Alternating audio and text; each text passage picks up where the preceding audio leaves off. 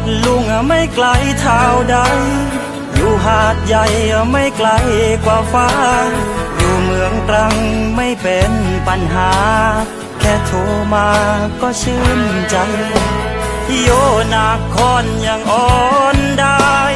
อยู่สุดใต้ถึงเมืองนารามันก็ยังไม่เกินอัตราความคิดถึงของหัวใจแม้จะไกลแสนไกลแค่ไหนแต่บอกเลยว่าใจทั้งใจฉันมีแต่เธอคนเดียวเท่านั้นไม่ว่าอยู่ที่ไหนก็คิดถึงไม่ว่าทำอะไรก็คิดถึงฉันคิดถึงเธอเพียงหนึ่งฉันรักเธอเพียงหนึ่งเดียวของใจแม้ว่าเราจะห่างไกลกันแต่ความคิดถึงของฉันไม่เคยห่างไกลยังมั่นคงซื่อตรงขอให้เธอเชื่อใจจำไว้ทั้งหัวใจมีแต่เธอ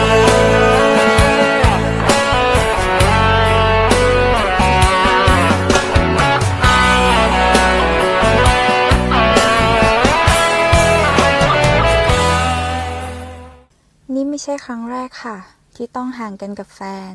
หนูเป็นพยาบาลประจำอยู่โรงพยาบาลเราสองคนเลยมีเวลาไม่ค่อยตรงกันแต่ก็มั่นใจในตัวเขานะคะว่าเขาคงไม่นอกใจ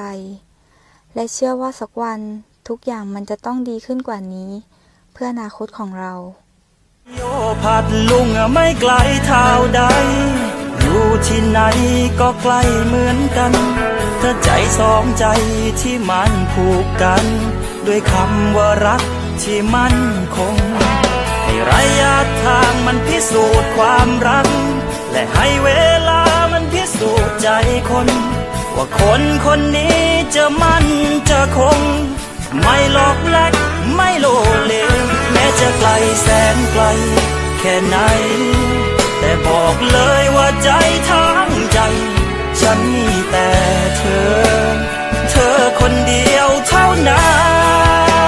นไม่ว่าอยู่ที่ไหนก็คิดถึงไม่ว่าทำอะไรก็คิดถึงฉันคิดถึงเธอเพียงหนึ่งฉันรักเธอเพียงหนึ่งเดียวของใจแม้ว่าเราจะห่างไกลกันแต่ความคิดถึงของฉันไม่เคยห่างไกลยังมั่นคงซื่อตรงขอให้เธอเชื่อใจจำไว้ทั้งหัวใจมีแต่เธอ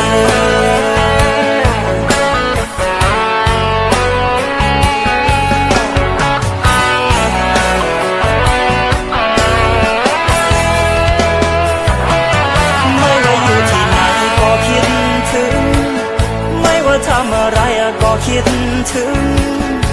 ฉันคิดถึงเธอเพียงหนึ่งฉันรักเธอเพียงหนึ่งเดียวของใจแม้ว่าเราจะห่างไกลกันแต่ความคิดถึงของฉันไม่เคยห่างไกลยังมั่นคงซื่อตรงขอให้เธอเชื่อใจจำไว้ไม่ว่าอยู่ที่ไหนก็คิดถึงไม่ว่าทำอะไรก็คิดถึงฉันคิดถึงเธอเพียงหนึ่งฉันรักเธอเพียงหนึ่งเดียวของใจแม้ว่าเราจะห่างไกลกันแต่ความคิดถึงของฉันไม่เคยห่างไกลและยังมั่นคงซื่อตรงขอให้เธอเชื่อใจจำไว้ทั้งหัวใจมีแต่เธอมีแต่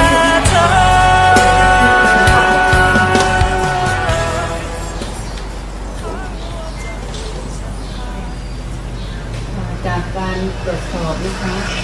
เป็นยังไงนะคะค่ะคุณป้าคนนี้เสียชีวิตแล้วนะคะฮะอะไรนะแม้ว่าเราจะห่างไกลกันแต่ความคิดถึงของฉัน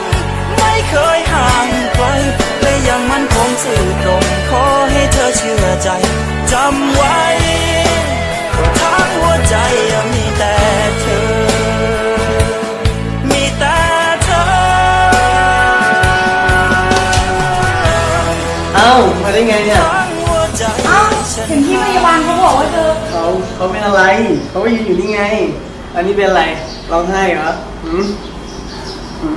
ไม่ร้องนะ